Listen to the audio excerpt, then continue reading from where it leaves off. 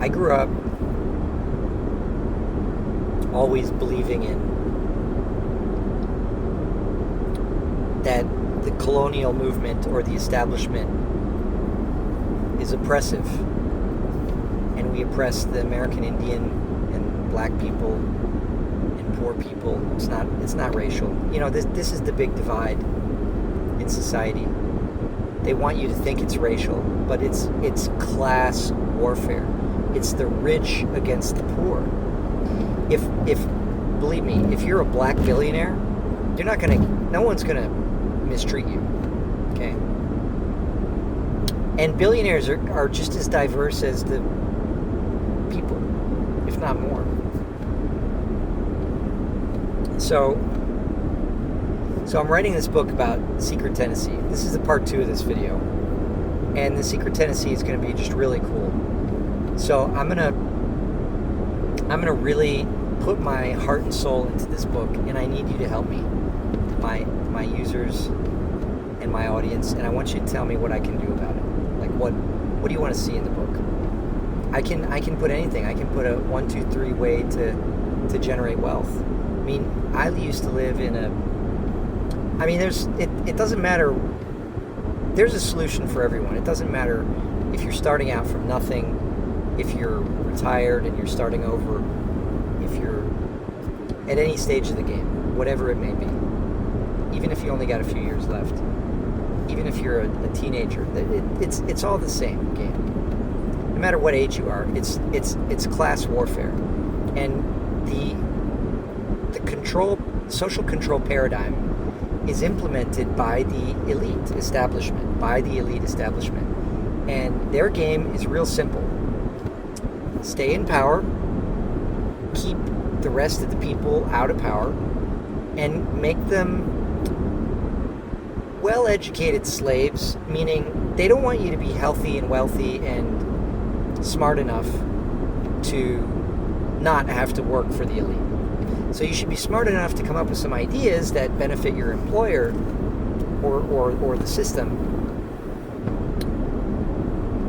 but not too smart as to replace the system. So it's a systemic. I don't believe that the elite have it. I mean, I don't think it's a conspiracy. I don't think that they get together. I mean, they actually do that, but I don't think they're so well organized. I think this happens naturally. In other words, all rich people who are super wealthy, not millionaires, but billionaires, all billionaires have one thing in common. They want to maintain their billionaire status. That's it. And they will, because maybe Elon Musk, maybe a couple others are exceptions to this, but all other billionaires are desperate to maintain their billionaire status. They don't want that money to go away. So billionaires all want the same things. They want a stable financial system which has inflation, because it's a game of hot potato. The inflation is going to make them even richer on the balance sheet. It's going to make their stocks and assets go up, and it's going to keep Johnny Q worker on the dole, basically on the rat wheel, because there's no wage inflation, so the cost of the things he needs to feed his family are going up with inflation, but he's still getting $30,000-$40,000 a year or whatever for 10-20 years. Government workers' wage doesn't go up maybe once every 10 years, and the cost of, but we're not going to include food and energy, right, in the inflation figures, which is the most important things you need. So billionaires all have the same, it may even be subconscious desire to maintain the status quo, maintain their billionaire status, don't rock the boat, and keep the man down. I mean, it's not a racial thing. It's a class thing that has to do with money. They want poor people to stay poor. They want the middle class to stay working, and they always need consumers. So they need consumers. It's not a total slave system, okay? It's not so bad at the end of the day. And I should preface all this rant by saying that America is by far more fair to the lower classes than any other country. I mean, by 10,000%. I mean, if you're poor in America, you can get free housing, you can get free food, you can get job training, you can get all kinds of benefits, health care. In other countries, you get none of that. There are poor villages America is exceptional about that. There is American exceptionalism about many things, but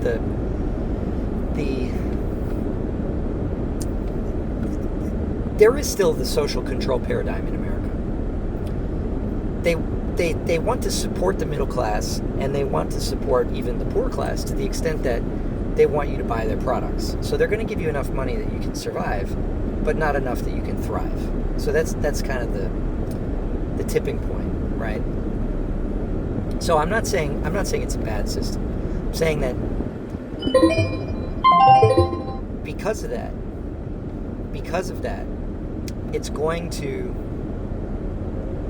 That's why they limit information. This is a long way of saying that's why if you publish a book on something that's controversial, like human origins or extraterrestrials or med beds or something like that, some technology the military has, free energy, they're going to suppress it. They're going to throttle it. They don't want people out there meditating and manifesting. They don't want people happy. They don't want a bunch of happy people. They want people to be afraid. And that's why you see all the fear porn, all the fear mongering in the news. I mean, it's what's that song? The evening, Don Henley, about the evening news. I mean, the news, yeah, there's this business justification. Oh, well, fear sells. Fear in Hollywood films, like, for example, why they don't make happy films mostly. Nobody watches them. I agree. I'll buy that.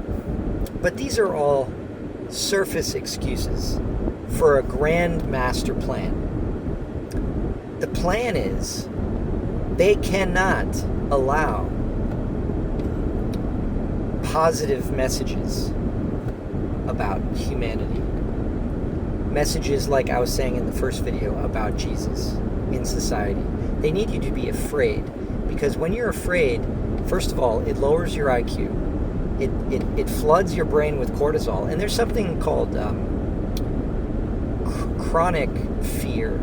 It's like chronic stress. Like if you have chronic stress because, let's say, your spouse has a health condition or you have a disabled child, you're going to have chronic stress.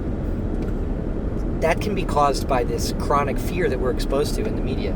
That means every day you watch the news, oh, somebody was shot, somebody died, there's a hurricane, the government is, there's politics, there's war, people are dying, oh no, what am I going to do? It's not safe to go out at night. They just want you to be overwhelmed with fear. That does a few things.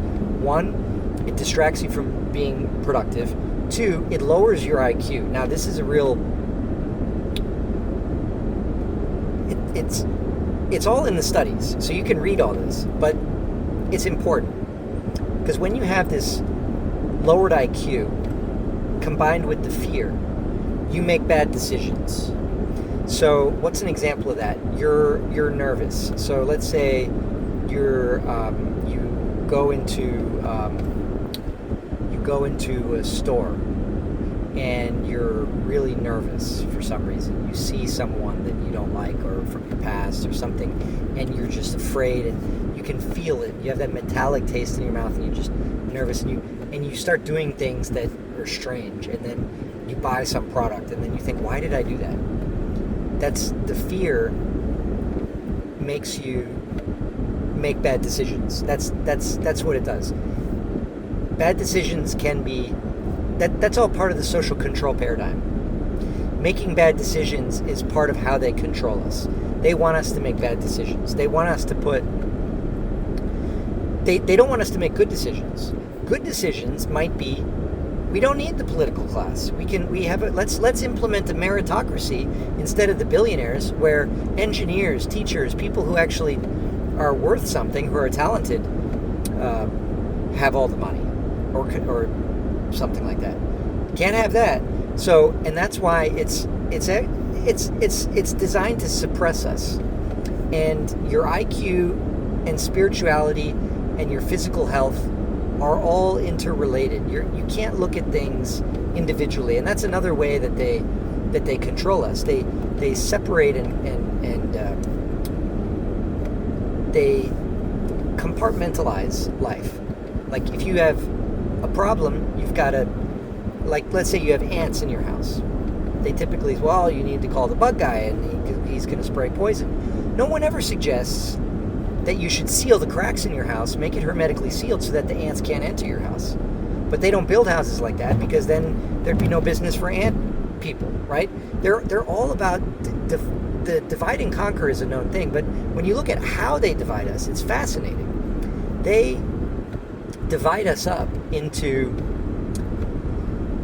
individual parts where it's like A, B, C, and that's how they're going to control us. So I'm going to write about all this in my book, Secret Tennessee. So this is just kind of laying out some mental notes for my audience and for myself.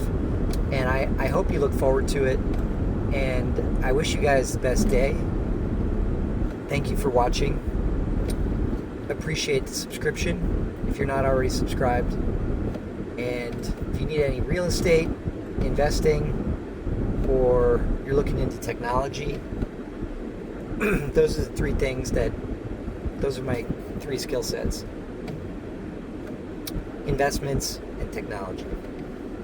I say three because real estate is kind of a subset of investing, but it's in a class by itself, and it's kind of something that everyone needs to be involved in because you need to have a house. But it's also an investment market. You can have rental properties and stuff like that. In fact, I was at a investment property today, getting some things done, putting flags for some of the permitting. So that's all.